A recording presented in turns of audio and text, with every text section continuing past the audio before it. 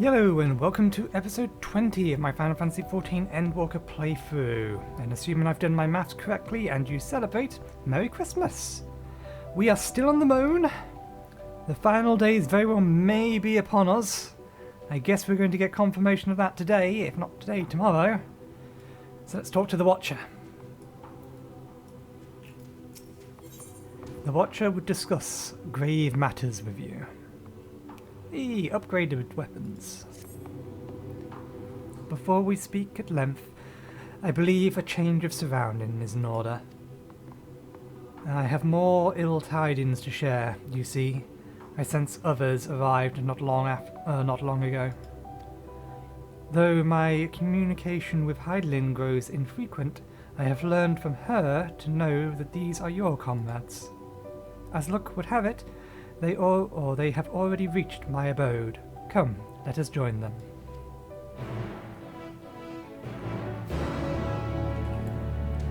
Let us join them. And of course the Fate spawns right next to us. I'll be right back. I still need to do these missions here. And I don't know how long I'm going to be with slow movement. So we'll get this done and we'll come back later. Rather, we'll get this done now and we'll go do the quest later and I will join you later. Here they are. Oh, not everyone came.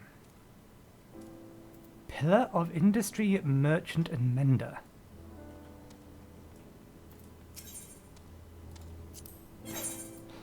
It's literally just a rock that's been allocated to be a shop because they couldn't have anybody else here. Fair enough. May we presume this is a native of the moon? Dare I ask what happened before we arrived? You probably shouldn't.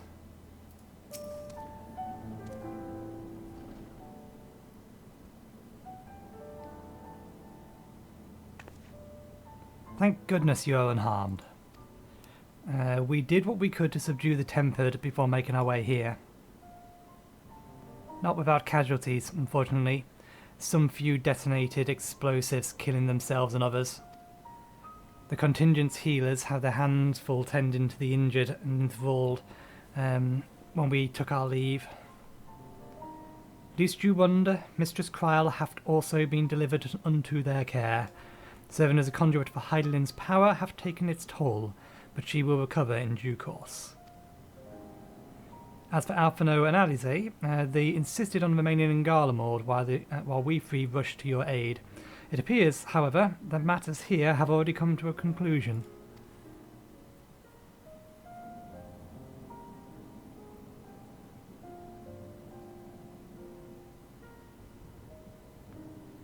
But by what manner of conclusion, if I might ask?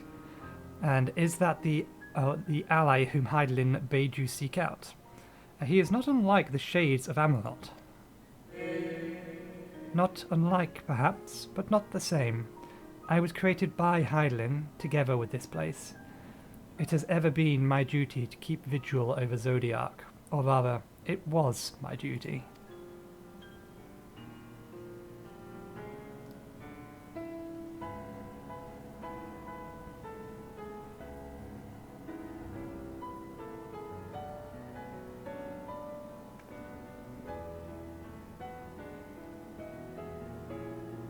Then Zodiac is no more?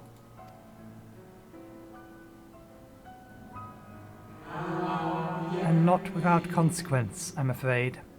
For now, the delicate weaves of the star, preserved by his presence, will begin to unravel. If you mean to avert the final days, you shall have need of... Are you alright?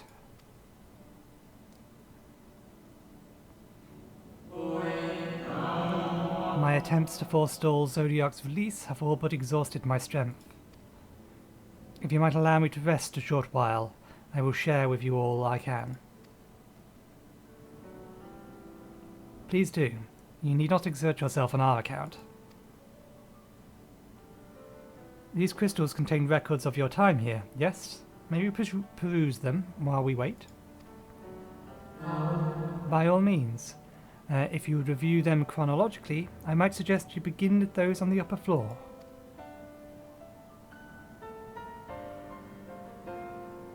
I shall leave that to you, Nathan, while I see what can be gleaned from the crystals in the lower levels.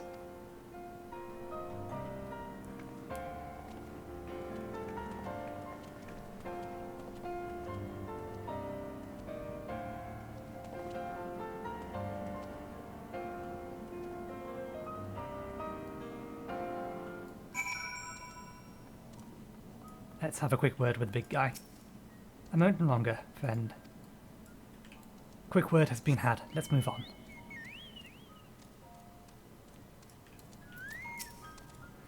Pray review the upper floor, and I will see if there is aught to be learned down here.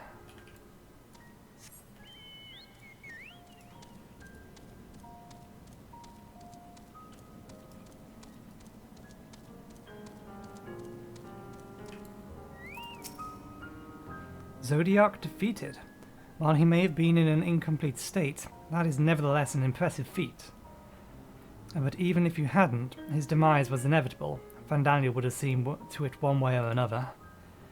That said, he probably would have wielded Zodiac's power to wreak untold destruction before taking his own life, making this the better of two unfavourable outcomes.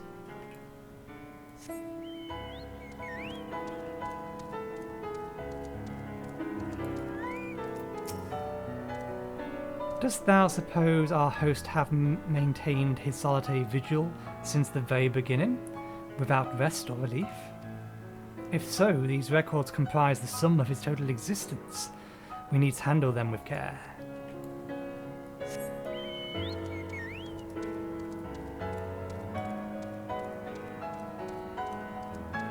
Dimly glowing crystal. So, this music score in the background is reminding me that there's a piano behind me, or at least a stage key or a stage piano. And it kind of makes me think, is the score for this anywhere online? To be clear, I'm not great at playing it.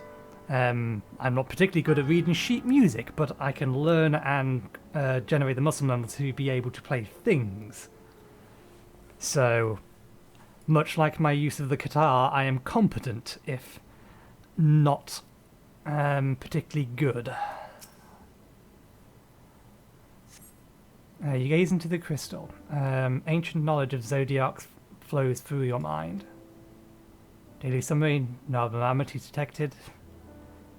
These appear to be records of a long vigil on the moon, dating back to the beginning of Zodiac's imprisonment. The next one is down.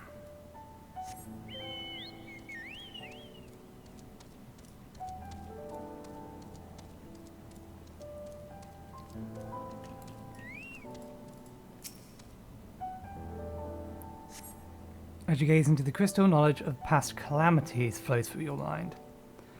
The records describe how with each rejoining, Zodiac's thirst for freedom grew, as did the strain on its brands. Maintaining Zodiac's imprisonment appears to tax Heidelin greatly.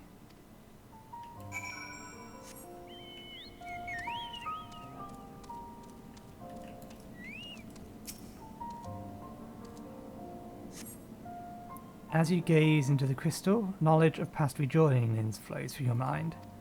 The record describes how the Watcher's efforts to prepare in the event Zodiac broke free from his prison. The records go on describing maintenance carried out with regularity with the Laporets, though it's not clear who or what they are. They're the bunny people! Not those bunny people, these are smaller, cuter bunny people. As you gaze into the crystal, a record of an unexpected visitor flows through your mind. The records note the Watcher's musing when Elidibus is spotted on the moon, though clearly not for the first time. It is clear he and his brethren have kept interest in freeing Zodiac from his prison, and yet they have made no attempt to destroy the brands.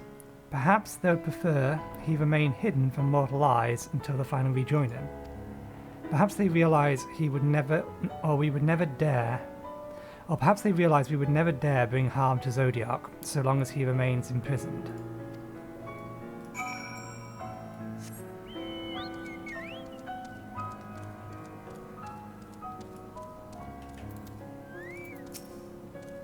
Did you learn anything of import?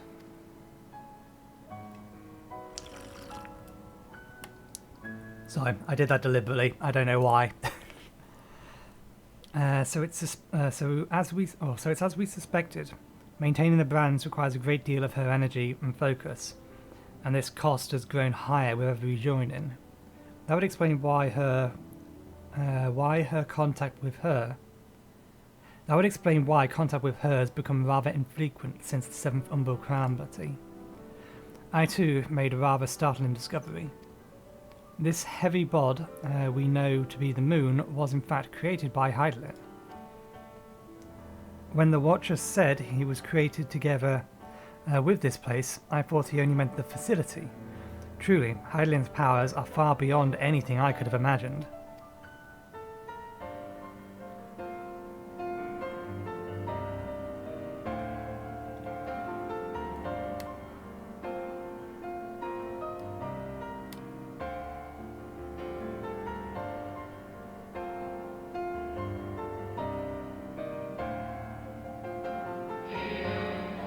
Thank you for affording me this short reprieve. Oops, I cut him off.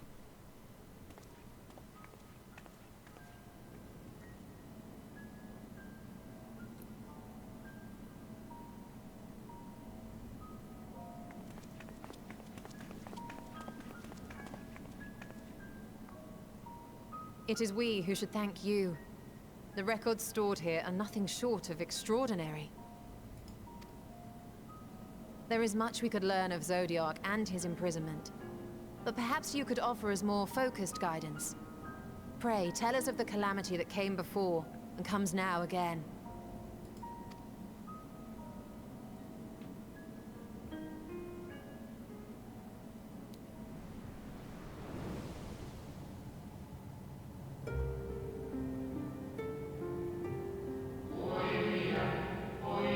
Long ago, before the Great Sundering, there was a single world. Etheris.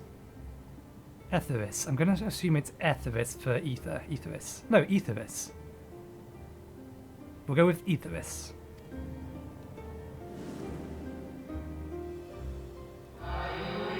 One day, from within the earth, a terrible cry issued forth, affecting a profound change in all manner of life.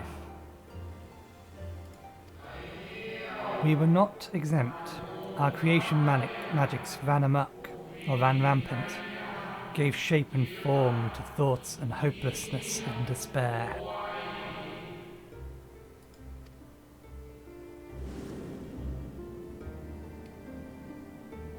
At first, the phenomenon was limited to a single region, but quickly, so very quickly, it spread and engulfed the whole star. Were the ancients ever able to deduce its source?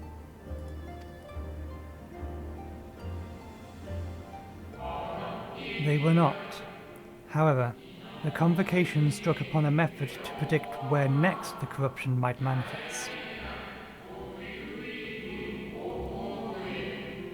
Would manifest.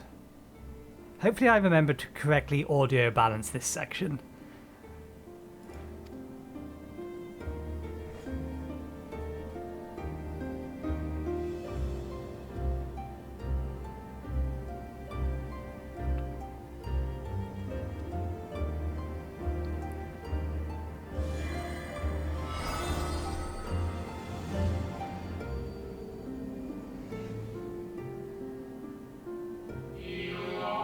The etheric energies which flow through all of creation in the form of various currents.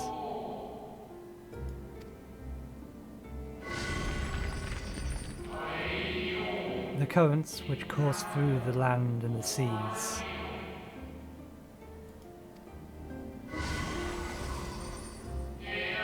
Those which flow through the very air.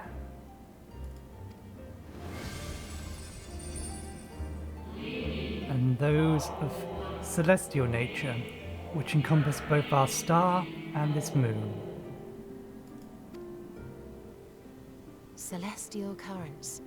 I cannot say I am familiar with the concept. Nor would I expect you to be. Few scholars of our time knew of their existence.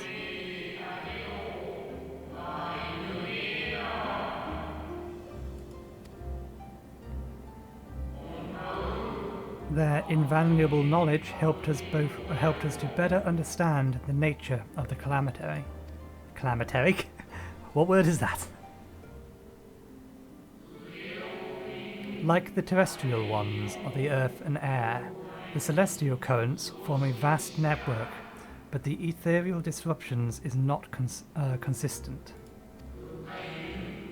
The convocation soon realized that the inciting incidents occurred in regions where the flow was weakest. That implies that the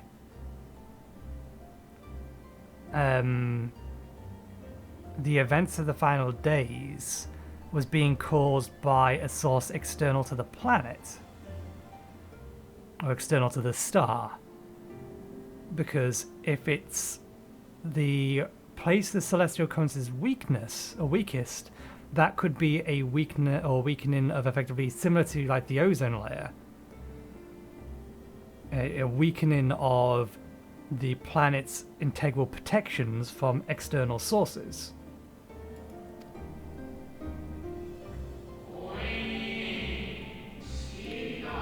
Correlation without clear cause, ultimately. Nevertheless, on closer studies, a stagnancy of ether was observed in nearby currents.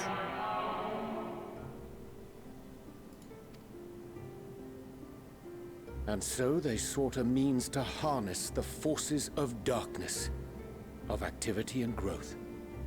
Thus was Zodiac conceived. No less a power than a god's could set right the laws of nature and quicken the flow of ether within the star. Precisely. With the advent of Zodiac, our end was averted.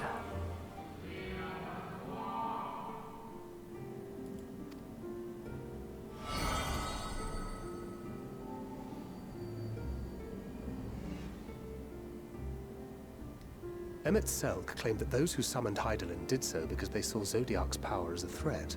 Is that true?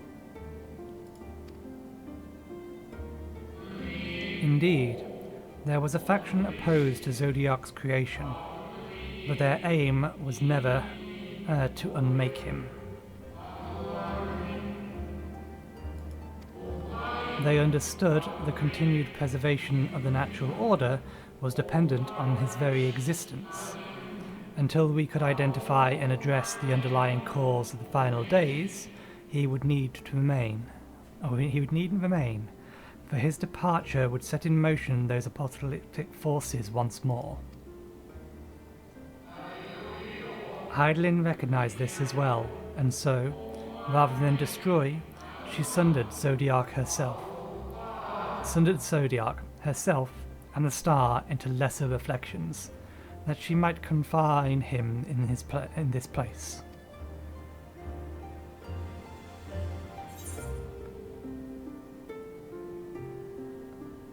I could have sworn she beseeched me to banish the darkness. And what she told me in the ethereal sea was false. We'll go with the top one. State what was told to us, rather than... Because I imagine it's just a failure in interpretation rather than an actual command.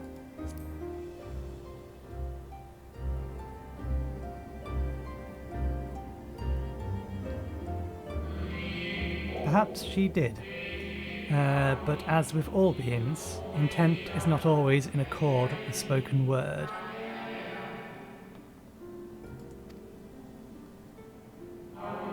Hydaelyn and Zodiac are both constructs of man, approximations of perfection limited by our own imperfections.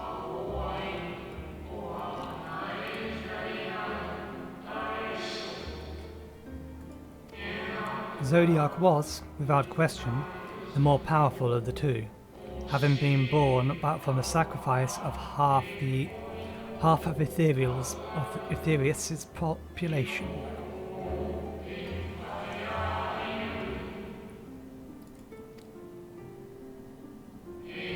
Thus was it necessary for Hydaelyn to commit herself wholly to his defeat.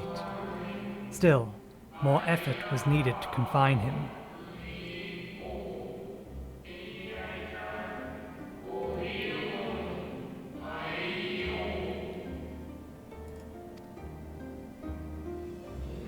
Maintaining the brand taxed her greatly.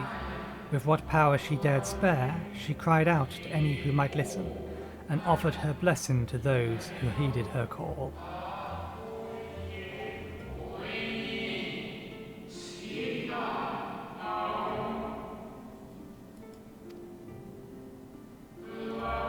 Though it was likely within her power to do so, I believe she did not wish to speak of Ethereus and her history. Aetheris.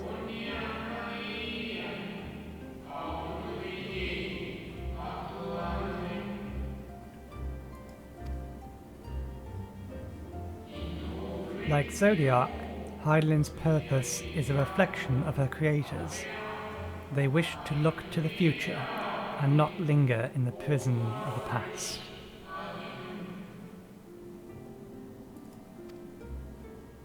The Ascians set in motion 7 rejoinings before we came to oppose them. How many more worlds would have been lost had we not placed our faith in her? How many more souls living in the present would have been snuffed out for the sake of those long dead?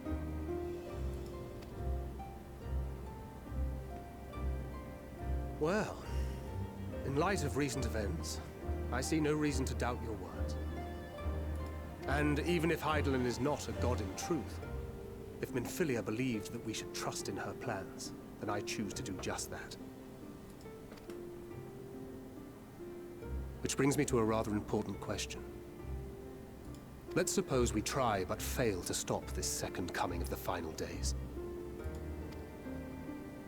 Should the source fall, what will become of the other worlds?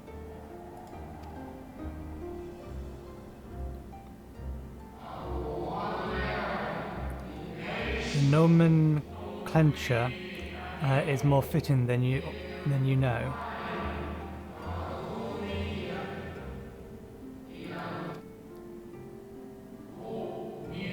Bring ruin to the source, and its reflections will share its fate.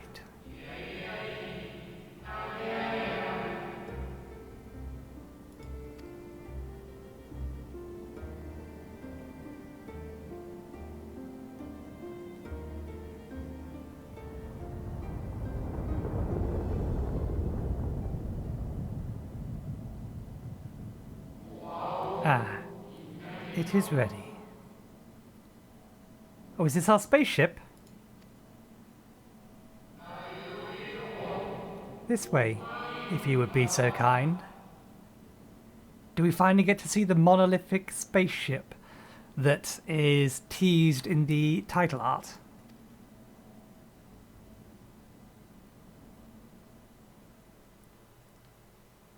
Also, what are the loppets?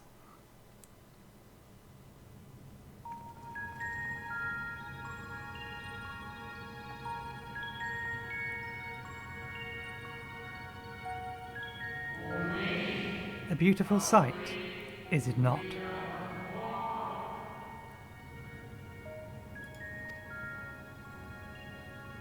Yes, but what is it?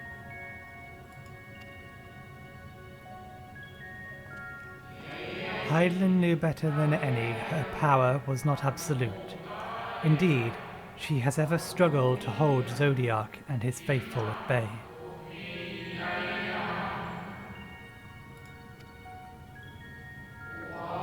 She feared the worst, and so made preparations.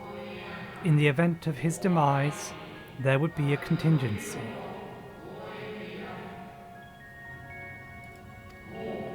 This moon is more than a prison. It is a vessel capable of bearing the people of Etheria Aetheris, to safe harbor. The moon is the goddamn spaceship. You need not go far to find its pilots. In fact, I should be happy to take you to them.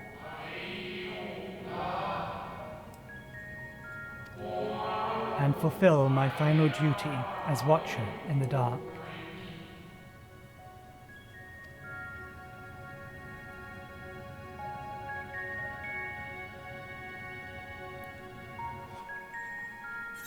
There's a twist I don't think anybody that I've watched saw coming.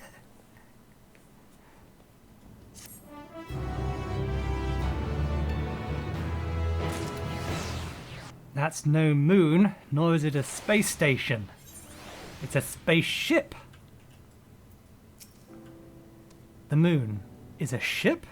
Well, now I've heard everything. I should very much like to hear more of this extraordinary story. It may be true, but no others. Excuse me. It may be true, but others will struggle to believe it. I can scarcely believe it myself. At long last, the Watcher is ready to fulfill his final duty. The time has come for you and yours to be on your way. The crater at the heart of Mare Lamentorum, where Zodiac was imprisoned, is not so easily traversed, however.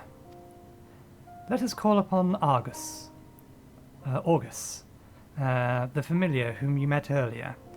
He should have no trouble bearing you across.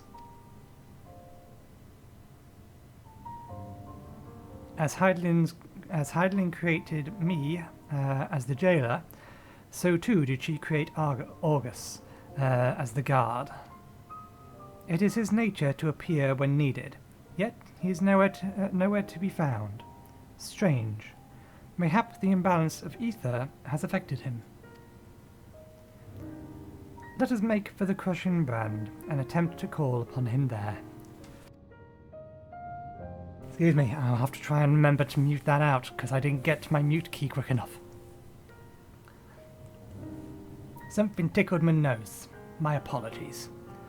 You need to recall the path you walked with Argus before, and you will find your way.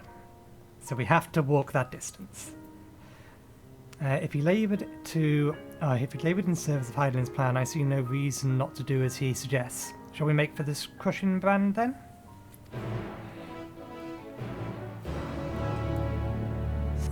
Okay, well this is going to be a long trip, so I'll see you on the other side. Here they are.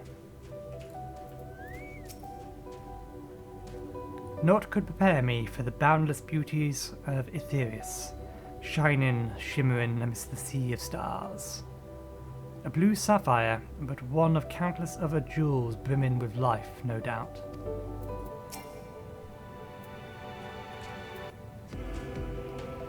With little preparation, it might be possible to traverse the gap on foot.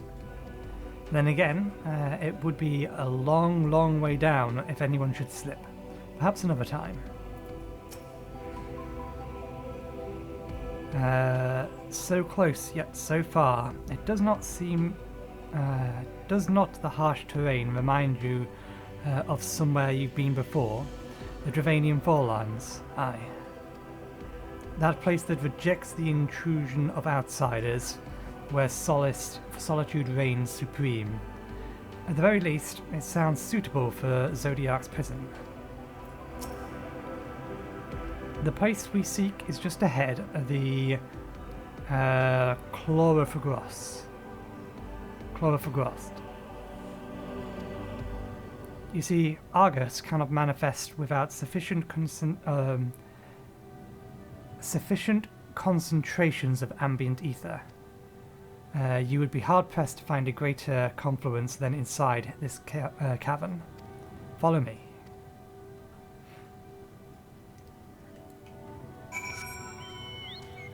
This cavern here. We didn't see this when we came because we was looking the other direction.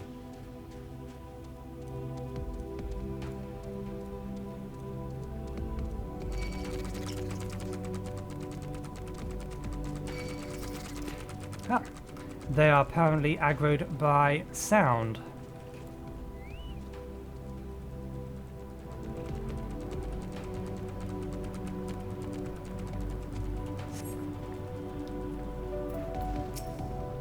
Curious. This place does call to mind Planenia, home of the Numo.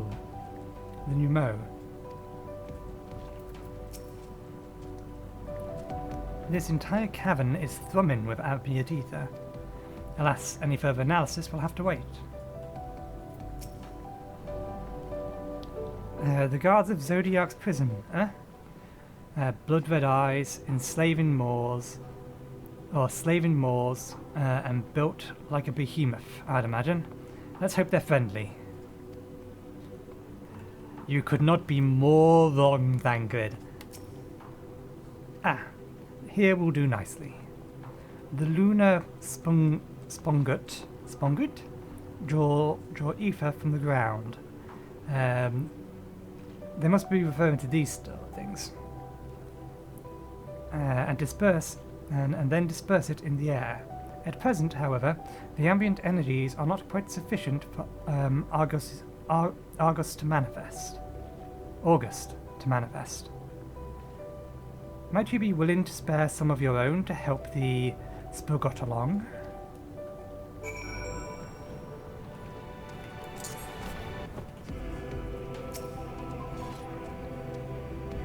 A tune-in.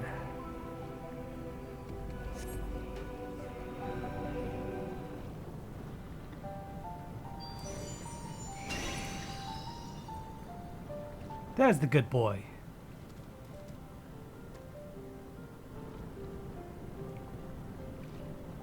August manifests in the flash. He seems to be glad to see you again. Why do I get the feeling we're going to get to take him with us? A most fascinating creation of Hydaelyn's, would you not agree? Should the need arise, he is ever able to create reflections of himself on a whim. Though I assure you it was no reflection which accompanied you earlier to the brand. No, August was quite eager to be at your side then, as he is now, it seems. I cannot recall when last he showed such affinity for anyone. Indeed, I thought him more likely to shy away from you and your companions. Perhaps it was more of a sense of duty that compelled him to aid you before.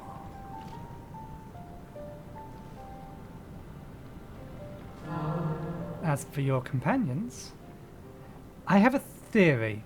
Given that I've not seen anybody riding around in that dogger's amount yet, or at least I've not noticed it, so there's not that many people. I wonder if, because there's no way he's not going to be a mount, I wonder if he's either going to be a mount for the Loprit Beast Tribe when that releases, or he's the mount for getting all classes to level 80, much like the the birds. They begin. My mind says they begin with A, but the only thing that's coming up is words related to Amarot, which I know is not right. As for your companions,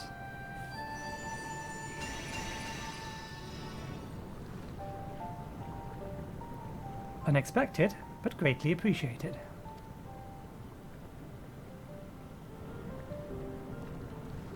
I believe we are all ready. Let us return outside that you may cross the chasm.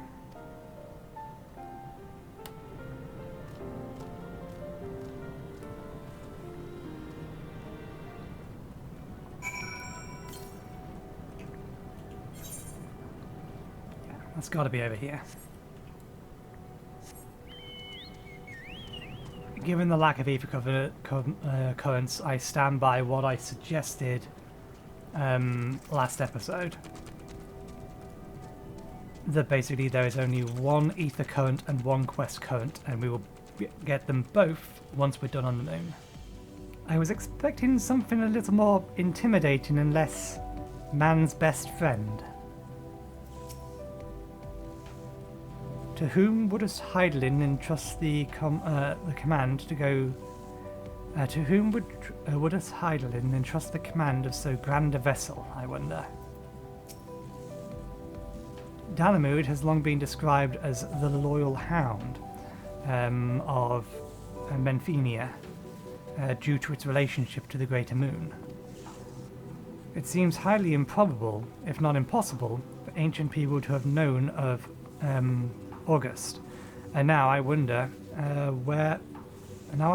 whether there is some sort or some connection.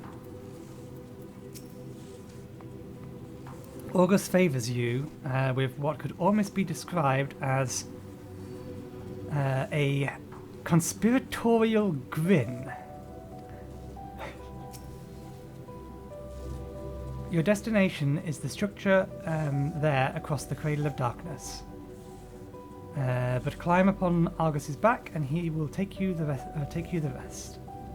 Once you arrive, it should not take you long to find the ship's crew. The facility is designed to rouse them from their slumber in the event of Zodiac's destruction. Heed their counsel.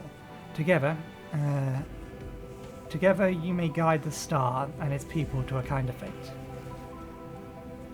This is where we part ways, but know that I shall ever be watching you and pray for your success. Our allies' assurance notwithstanding, we cannot be certain what awaits us on the other side, so perhaps it is best we did not all go at once. I propose 2 of us cross first, while Thancred and Uyanje wait here.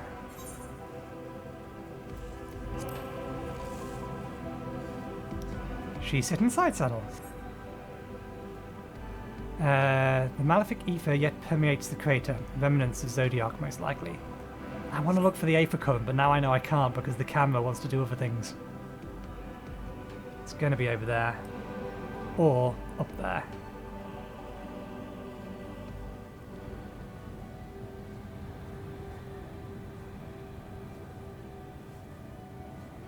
Just a little further.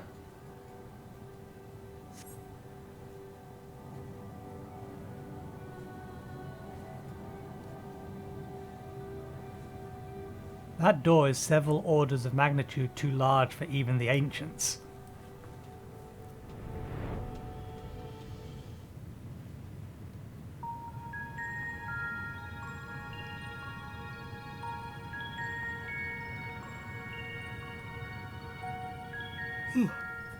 Sorry, yawning.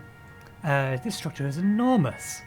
Though that is hardly surprising given the size of the average Amarotian.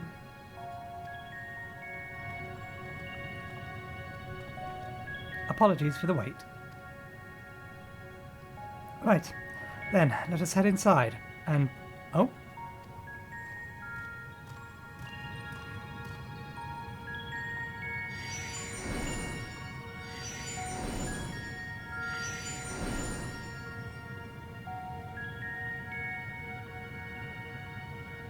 Most intriguing.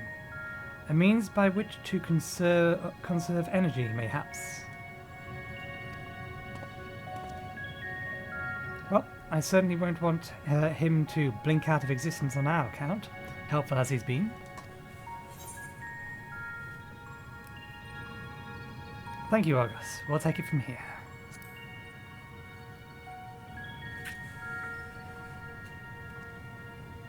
If August is to remain outside, let us not keep him waiting over long.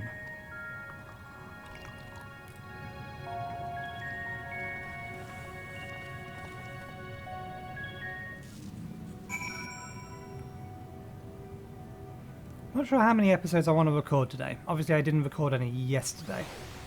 Catching up on some content, and I've still got 3 hours of content that I want to catch up on.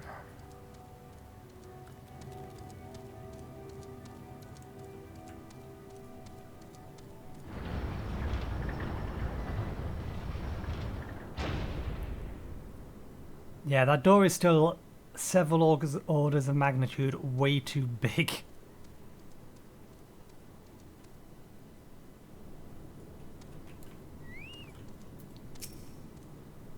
Truly a marvel beyond description. The scale is reminiscent of Amarot, or rather, the replica we visited on the first.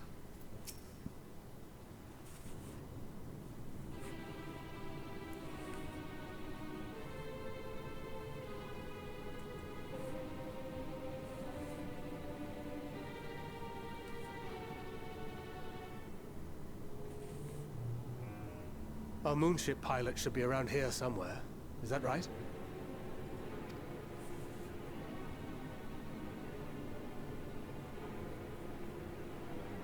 There they are.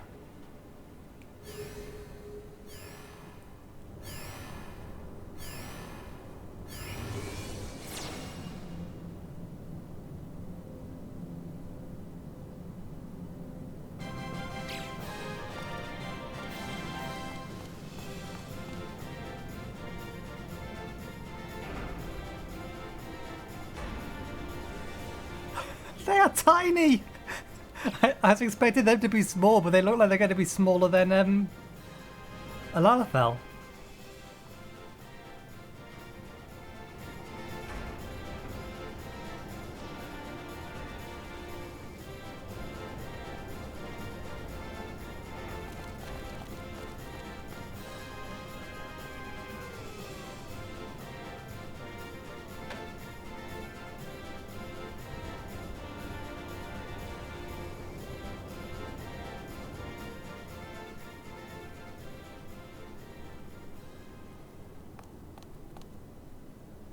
Look lively, everyone! I know, this 1243rd inspection is a mite ahead of schedule, but it is of the utmost importance, for Zodiac, alas, is no more. The casual just nonchalantness of... So, yeah, this is an inspection. Yeah, because Zodiac's dead. As of now, our mighty moon has a new purpose. To bear the people of Aetheris to safety! I did get it right the first time. I just then forgot how I pronounced it. Our time has come, my friends!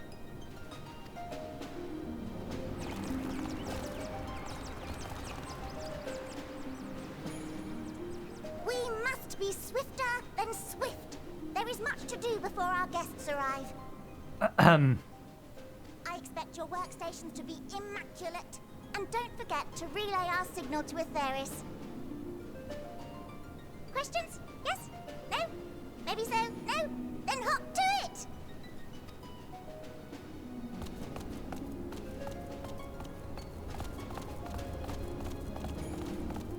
Are they really going to be able to get everyone from the planet on the moon? Or more accurately, in the ship? 'Tis a rather curious crew she hath chosen. Their endearing forms intended to ease the passengers' hearts, perhaps. Perhaps. Thancred isn't convinced.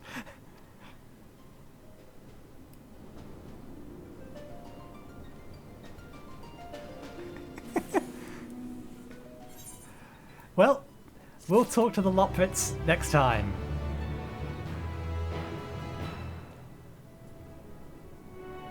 What's the time? I can go straight into the next episode. So yeah, we'll call it for this one, because I don't know how long this next mission is going to take, and that just leaves me to say thank you very much for watching, hope you enjoyed the show, and hopefully I will see you next time. Cheerio.